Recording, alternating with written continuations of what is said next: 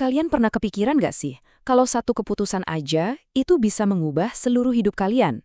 Menurut Naval Ravikant, di zaman sekarang ini, kemampuan buat bikin keputusan yang tepat itu bukan lagi sekedar keahlian biasa. Tapi, ini tuh kayak kekuatan super. Yuk kita bongkar bareng-bareng, kenapa bisa begitu? Nah, ini dia nih, inti gagasan dari Naval. Coba deh pikirin, ada teknologi, ada modal, ada media sosial. Semua itu tuh pengungkit. Artinya, dampak dari satu keputusan, mau itu baik atau buruk, bisa berlipat ganda secara gila-gilaan. Satu keputusan yang pas, di waktu yang tepat, itu bisa bikin kamu menangin semuanya. Literally. Oke, sekarang kita masuk ke bagian yang paling seru nih. Apa yang terjadi kalau kamu cuma 10% lebih jago dalam mengambil keputusan dibanding orang lain? Jawabannya mungkin bakal bikin kalian kaget, karena hasilnya tuh bukan cuma 10% lebih baik, tapi bisa ribuan kali lipat. Gimana ceritanya? Yuk kita lihat. Coba deh kita bandingin. Orang dengan akurasi 70%, ya mungkin dia bakal dapat kenaikan gaji yang standar-standar aja. Tapi gimana dengan temennya yang akurasinya 80%? Wah, dia tuh bukan cuma 10% lebih berharga. Dia orang yang dipercaya buat mimpin proyek raksasa, dia yang diajak jadi co-founder. Nah, ini yang namanya hasil non-linear. Beda dikit di awal, hasilnya di akhir jauh banget bedanya. Nah, ini poin paling pentingnya. Bayangin deh, kalau kamu ngelola dana 1 miliar dolar, cuma jadi 10% lebih jago dalam mutusin sesuatu. Itu artinya kamu bisa menciptakan nilai 100 juta dolar. Gila kan?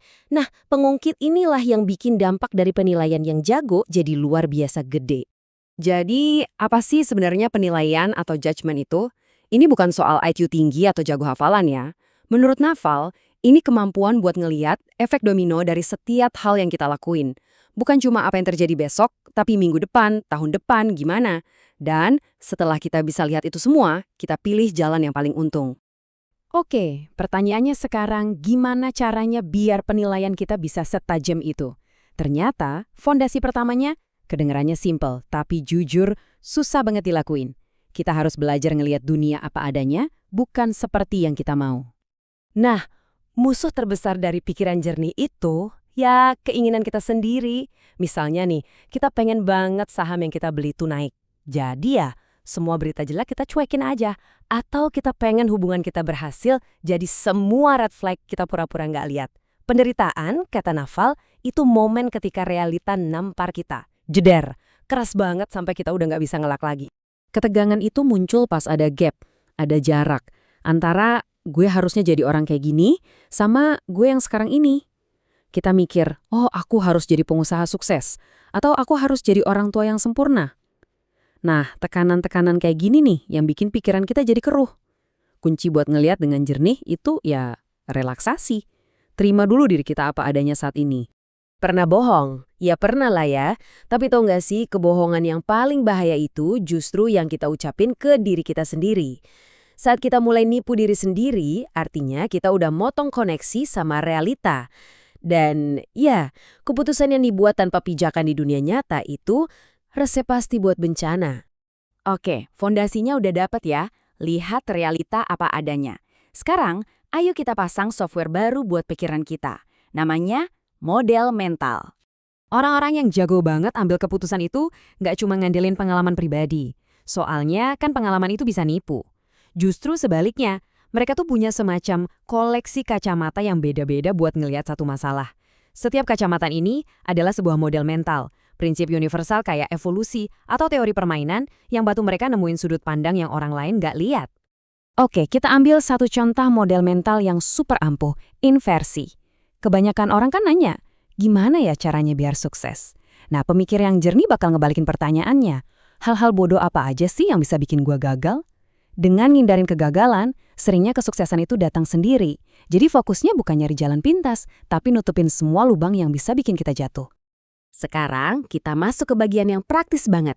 Ini beberapa aturan simple yang bisa langsung kalian pakai buat pilihan-pilihan yang rumit. Aturan ini ampuh banget buat keputusan-keputusan gede, pindah kerja, nikah, mulai bisnis. Kenapa? Gini, untuk hal-hal sepenting itu, kamu tuh pengen jawaban yang jelas iya. Kalau kamu masih maju mundur, ragu-ragu, itu tandanya alam bawah sadar kamu tuh ngeliat ada yang gak beres. Jadi kalau bingung, anggap aja jawabannya enggak. Nah, ini aturan yang agak counterintuitif tapi keren banget. Waktu dihadapkan sama dua pilihan sulit, pilih jalan yang rasanya lebih sakit dalam jangka pendek. Loh, kok gitu? Karena otak kita itu secara alami didesain buat ngindarin rasa sakit sesaat. Makanya kita nunda obrolan yang susah, nunda olahraga, nunda mulai ngerjain sesuatu. Padahal rasa sakit jangka pendek itu seringnya adalah investasi buat keuntungan jangka panjang. Coba deh kita lihat Warren Buffett. Dia bisa loh ngabisin waktu setahun cuma buat mikir dan mutusin. Terus eksekusinya cuma sehari. Tapi tindakan satu hari itu dampaknya bisa puluhan tahun. Ini pengingat yang kuat banget. Arah itu jauh lebih penting daripada kecepatan. Jadi jangan cuma sibuk lari, pastiin dulu kita lari ke arah yang benar.